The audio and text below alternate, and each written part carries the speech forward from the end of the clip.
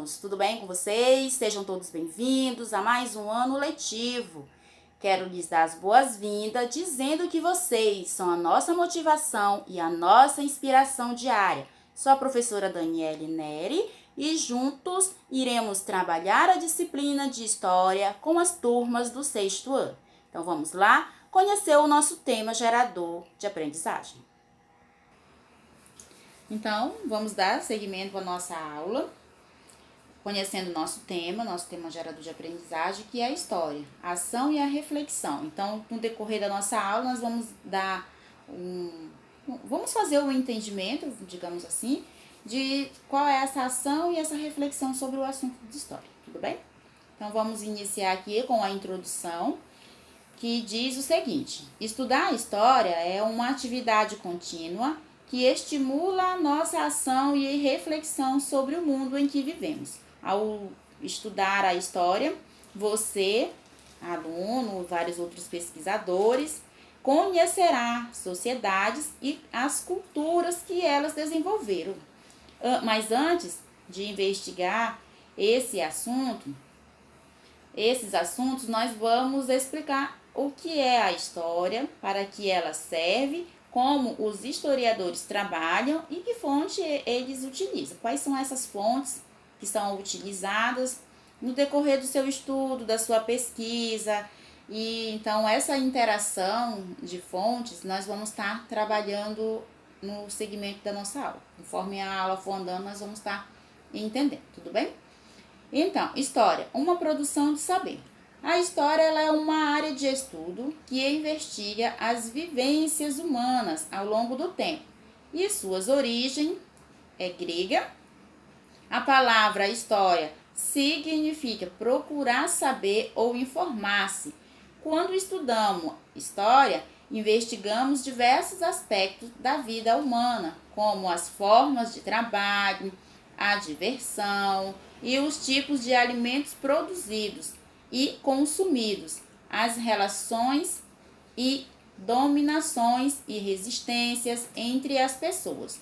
Ao adquirir conhecimento histórico, percebemos que, se algumas coisas mudaram no passado, para elas também podem mudar no presente. Sem consciência histórica, podemos achar muito natural tudo que existe em nossa época e não enxergar a maneira de modificar o mundo em que vivemos.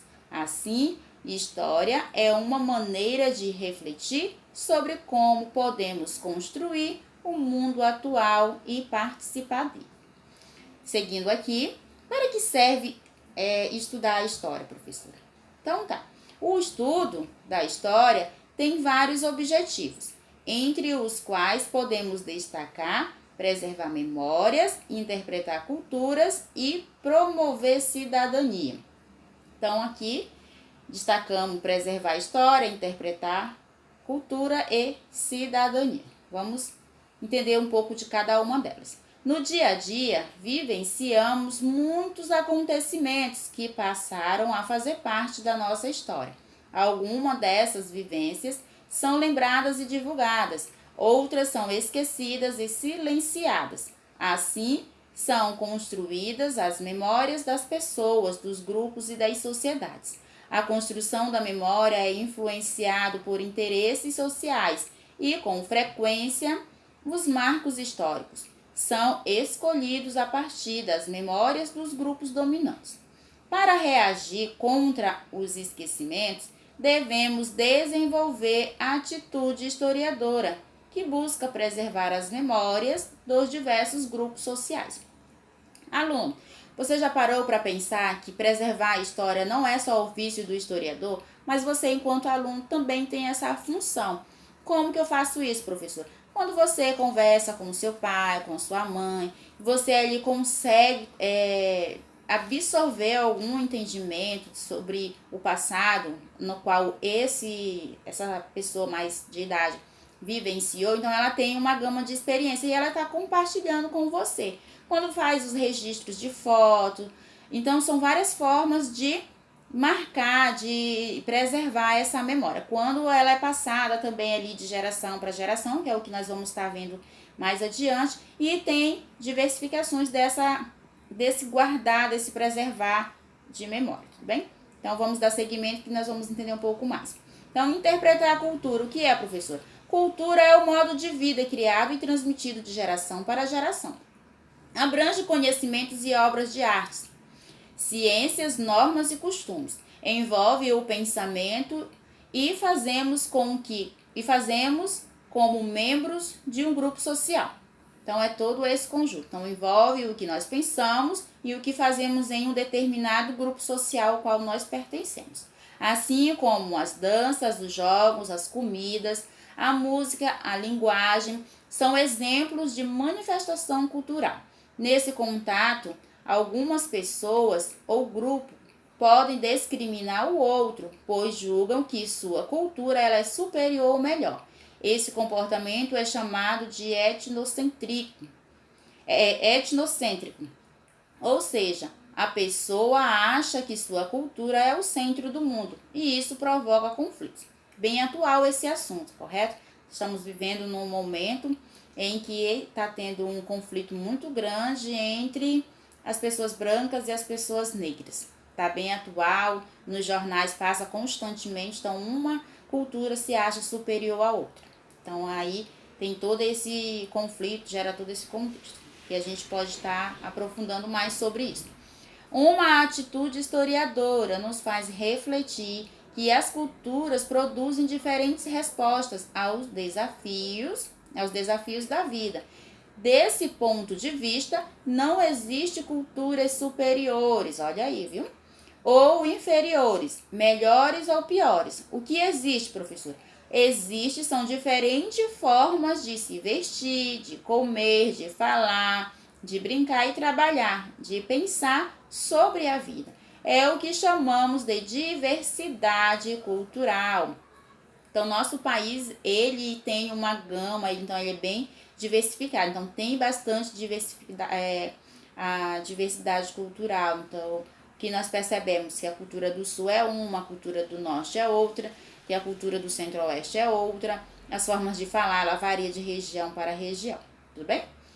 E reconhecer as manifestações de nossa cultura é valorizar o quê? A nossa identidade pessoal e social. Além disso, o convívio democrático ele exige o respeito pelo outro e a valorização da pluralidade das culturas. Dando seguimento aqui, que é o promover da cidadania. Cidadania é a nossa maneira de pertencer à sociedade. Esse pertencimento ele ocorre quando, por exemplo, garantimos o direito à vida, à liberdade, à educação, ao lazer, ao trabalho, ao voto, entre outros.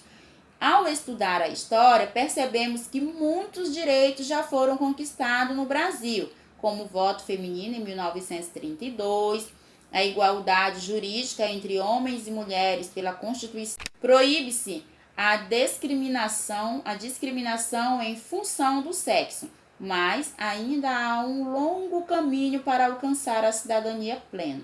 Nesse sentido, basta pensar que no Brasil e no mundo existem enormes desigualdades entre pobres e ricos. Como nós estávamos falando sobre o trabalho do historiador, nós vamos dar seguimento a esse tema lá na nossa próxima aula. Então, vamos fazer aqui um resumo rápido do que nós vimos. Vimos que ao longo da história da evolução, precisamos registrar essa história de alguma forma. Então, vamos falar sobre ela nessa nossa próxima aula. Como que a gente registra isso, professor? Através da fotografia. Como que nós percebemos também? Através da música. A música também ela conta muito sobre determinadas situações da história. O que mais que a gente pode ver, professora? Nos livros didáticos também tem essas informações. Então, a história escrita, ela é oficial. Temos vários autores que falam sobre esse guardar, esse preservar da memória. Temos aqui dentro de Itaituba o Museu Araci Paraguaçu também, que ele faz essa preservação da cultura e da memória do povo itaitubense, assim como a cultura dos povos indígenas. Então, há uma gama de como é que eu posso dizer, de formas de preservar essa memória. Quando nós passamos de geração para geração, através do que mais, professora? Da evolução das roupas, do que mais que a gente pode estar fazendo essa guarda da memória? Através de arquivos também no computador, através da nuvem. Então, de alguma forma, nós vamos escrevendo até uma folha, um desenho de alguma ação que nós, enquanto pessoas, como é que eu posso estar falando? Transparecemos aquilo para um papel, conseguimos transpor a emoção para um papel e guardar. Nós, de alguma forma, também estamos fazendo história, guardando memória. Quando fazemos filmagem, algum evento dentro da nossa casa. Então, quando nós crescemos, o que acontece? Fica somente as fotos para os pais poder estar vendo a nossa evolução. Então, a história também é contada através das fotografias, tudo bem? Então, fique com Deus. Até a próxima aula. Tchau!